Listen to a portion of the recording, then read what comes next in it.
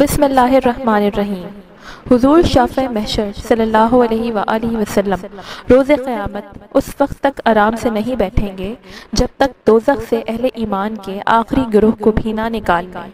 آپ صلی اللہ علیہ وآلہ وسلم کے اس منصب شفاعت کو مقام محمود قرار دیا گیا ہے۔ حضرت عبداللہ ابن عباس رضی اللہ تعالیٰ عنہ بیان کرتے ہیں کہ جب اہل دوزخ اور اہل جنت دوزخ اور جنت میں داخل کر دیے جائیں گے تو دوزخ میں صرف دو گروہ رہ جائیں گے۔ ایک گروہ وہ ہوگا جس کو بعد ازاں جنت میں داخل کیا جائے گا، اور دوسرا گروہ ان دوزخیوں کا ہوگا جو دوزخ میں ہمیشہ رہیں گے۔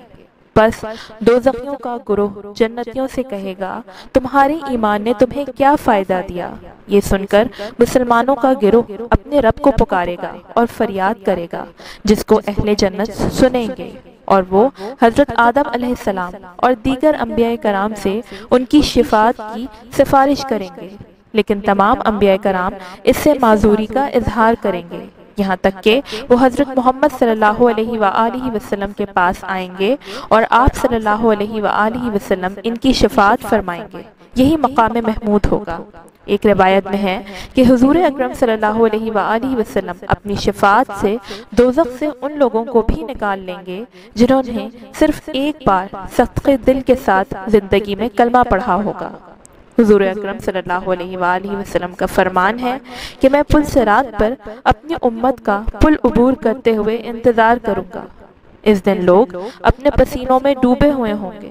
مومن پر اس کا اثر ایسے ہوگا جیسے زکام میں ہلکا پھلکا پسینہ، اور جو کافر ہوگا اسے موت نے آ لیا ہوگا۔ آپ صلی اللہ علیہ وآلہ وسلم نے ایک اور جگہ فرمایا کہ میں بار بار اپنے رب کے حضور جاؤں گا، اور جب بھی اس کے حضور کھڑا ہوں گا شفاعت کروں گا، حتیٰ کہ اللہ تعالیٰ مجھے شفاعت کا مکمل اختیار عطا فرمائے گا اور فرمائے گا کہ اے محمد، اللہ کی مخلوق اپنی امت میں سے ہر اس شخص کو جنت میں داخل کر دے جس نے ایک دن بھی اخلاص کے ساتھ یہ گواہی دی کہ اللہ کے سوا کوئی سچا معبود نہیں، اور اسی پر اس کی موت آئے۔ اللہ تعالیٰ ہم سب کو قیامت کے دن کی سختی سے محفوظ فرمائے، آمین۔